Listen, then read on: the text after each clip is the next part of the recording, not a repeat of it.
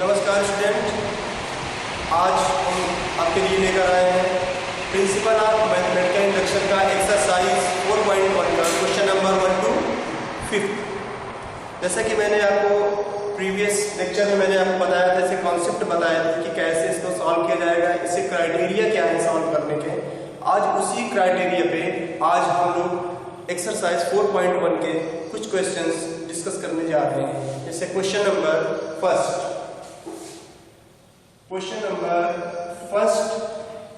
है आपका कि 1 plus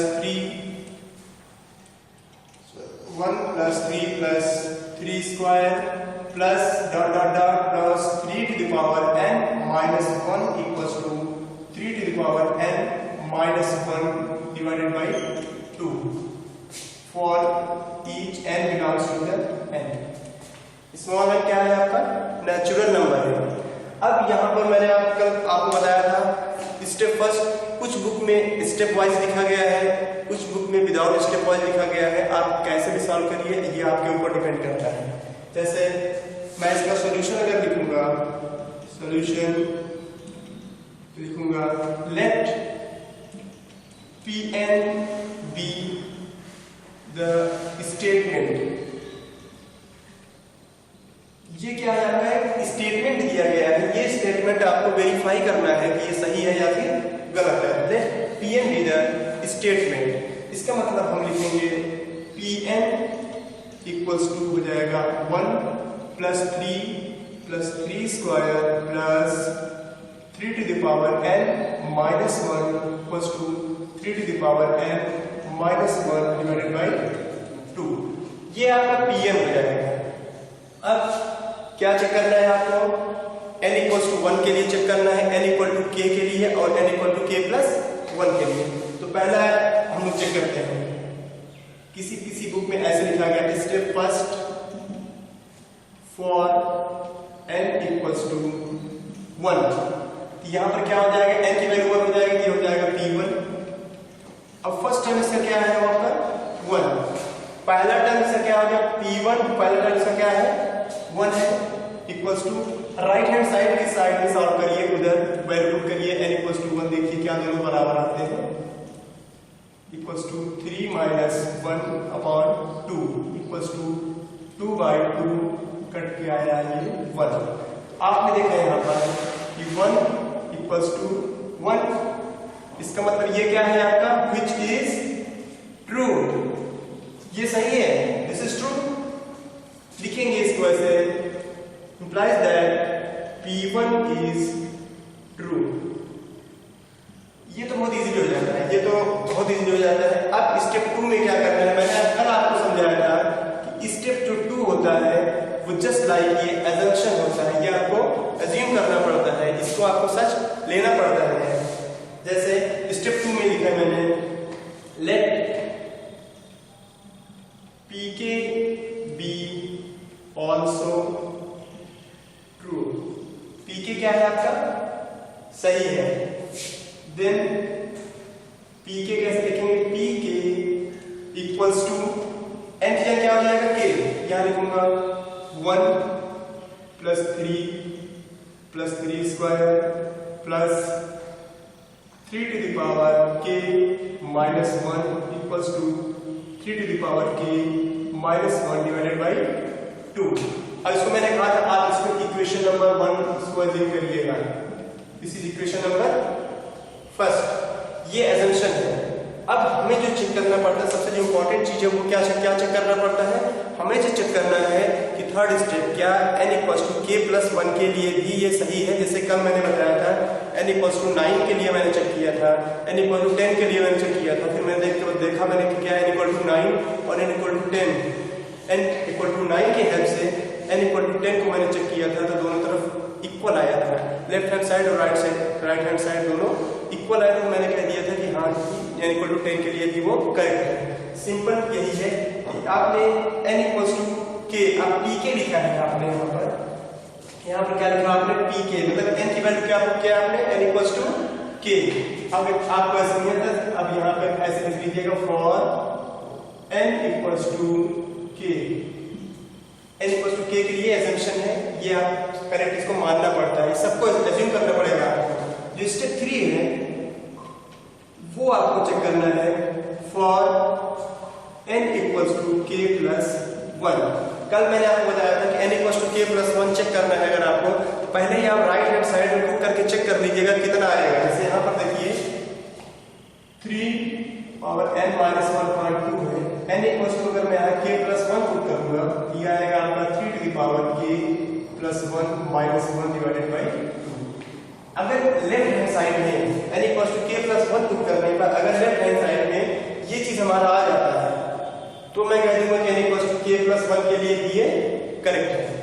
अब कैसे आगे देखिए, n equals to k plus 1 लिखना है, ये हो जाएगा p, ये हो जाएगा k plus 1 equals to 1 plus 3 square.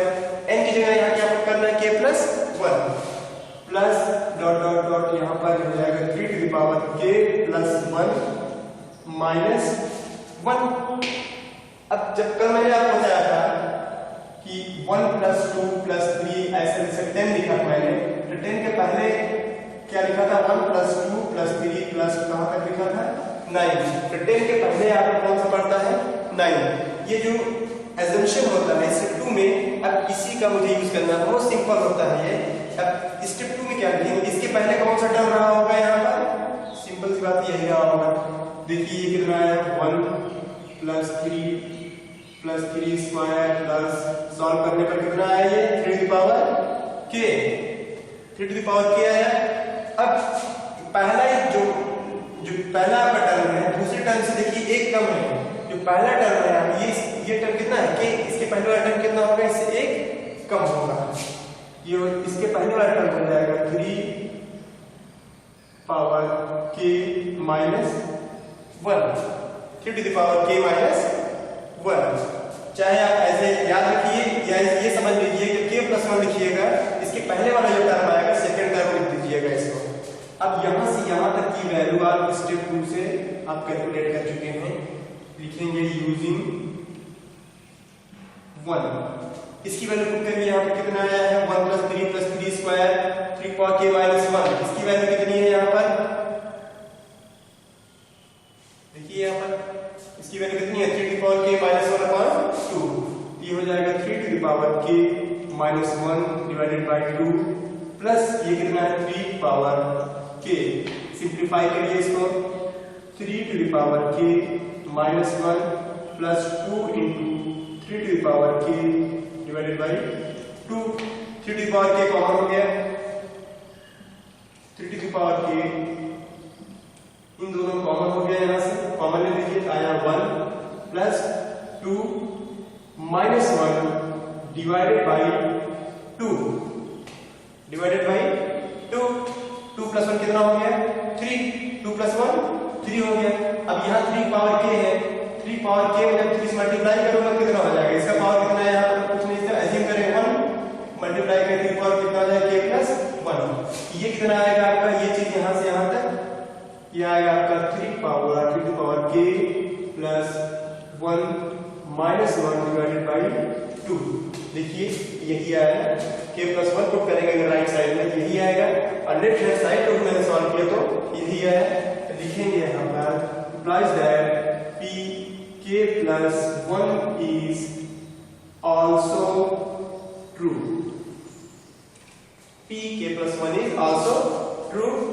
फिर यहां लिख दीजिए लास्ट में hence PMI principle of mathematical induction is hence PMI for each n belongs to n Pn is true। इसको नहीं भी लिखिए, अगर ये चीज आप नहीं भी लिखते तभी कोई फर्क नहीं पड़ेगा, अगर लिख देंगे तो अच्छी बात है। ये हो गया पहला क्वेश्चन हो गया, पहला क्वेश्चन एज इट इज ऐसे ही सॉल्व करेंगे। अब क्वेश्चन नंबर 2 सॉल्व करते हैं, दूसरा क्वेश्चन सॉल्व करते हैं।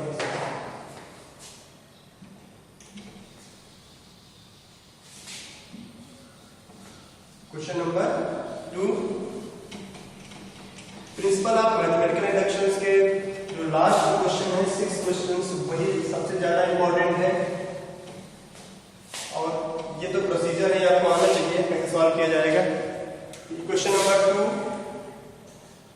Number 2 is 1 cube plus 2 cube plus 3 cube plus n cube equals to n plus 1 over 2 whole square।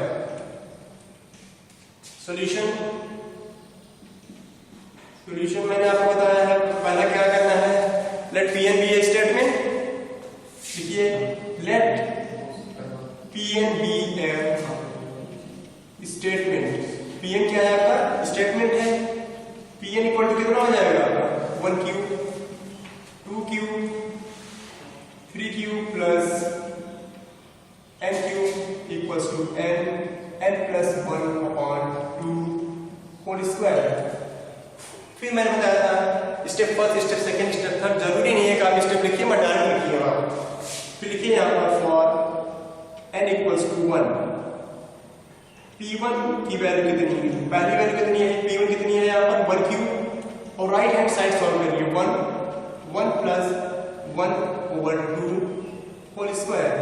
इसको सिंप्लीफाई करिए, क्या आएगा 1 इंटू 2 अपॉन 2 होल स्क्वायर। कितना है ये 1, देखा आपने यार 1 इक्वल्स टू कितना हो गया, ये 1 जो कि सही है, विच इज ट्रू।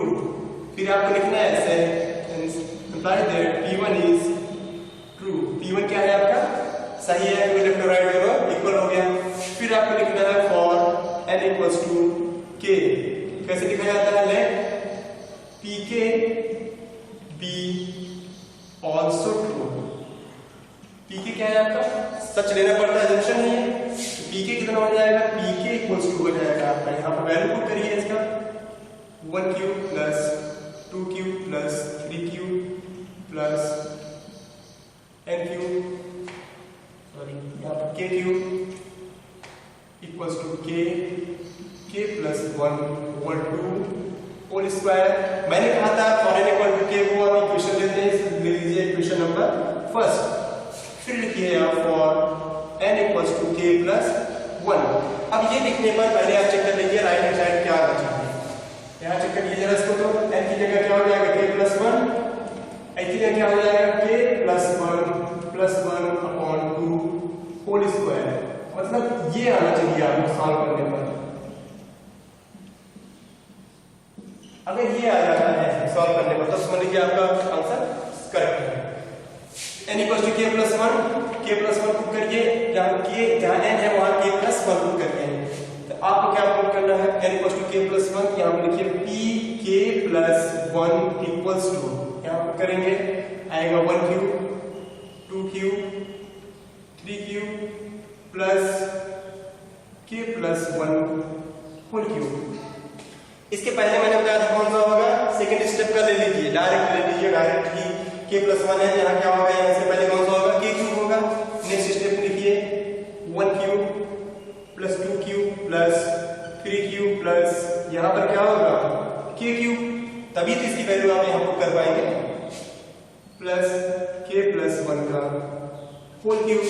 अब इसकी वैल्यू आपको पता है कितनी है, यहाँ पर k plus 1 upon 2 square plus k plus 1 whole cube. अब यहां पर एक चीज ध्यान दीजिए, ये कहां से लिखा मैंने, फ्रॉम इक्वेशन 1, लिख दीजिए फ्रॉम इक्वेशन फर्स्ट, राइट। अब इसको सिंप्लीफाई करिए, ये हो जाएगा k स्क्वायर, ये हो गया k प्लस 1 का होल स्क्वायर अपॉन यहाँ नीचे कितना आया 4 प्लस k प्लस 1 का होल क्यूब। k प्लस 1 का होल स्क्वायर आपका कॉमन हो गया, यहाँ पर कितना आया है k स्क्वायर अपॉन 4 प्लस यहाँ आया k प्लस 1, फिर k प्लस 1 का होल स्क्वायर आपने यहाँ पर कॉमन नहीं रखा है, इसे सिंप्लीफाई करिए, k square plus 4k plus 4 upon 4, simplify करिए इसके आगे इसको, k प्लस 1 होल स्क्वायर, ये हो गया आपका k प्लस 2 का whole square upon 4।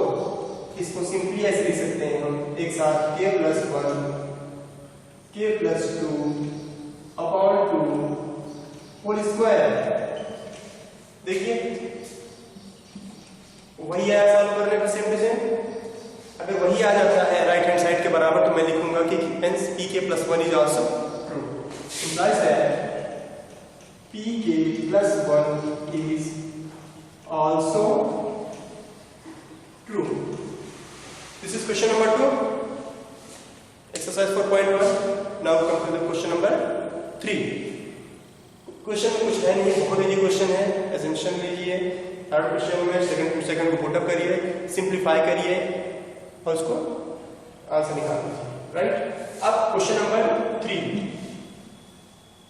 Question number 3 same to same यही प्रोसेस ही चलेगा, प्रोसेस में कोई प्रॉब्लम नहीं है, बस कैलकुलेशन है। कैलकुलेशन में मिस्टेक मत करिएगा। अगर आप कैलकुलेशन में गड़बड़ कर दिए, कैलकुलेशन में आपकी कोई प्रॉब्लम हो गई फिर तो उसके लिए रिस्पॉन्सिबल आप ही होंगे, क्योंकि कैलकुलेशन तो आनी चाहिए। उम्मीद ही करता हूँ क्लास 11th के स्टूडेंट है आप लोग, कैलकुलेशन तो स्ट्रॉन्ग होगी, मैथ के स्टूडेंट है। Question number 3 is given as 1 plus 1 upon 1 plus 2 plus 1 upon 1 plus 2 plus 3 plus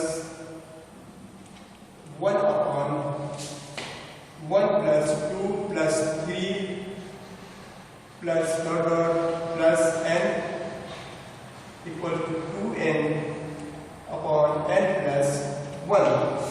solution में आप देखेंगे यहाँ पे nth टर्म नहीं दिया गया है, nth टर्म आपको नहीं दिया गया है।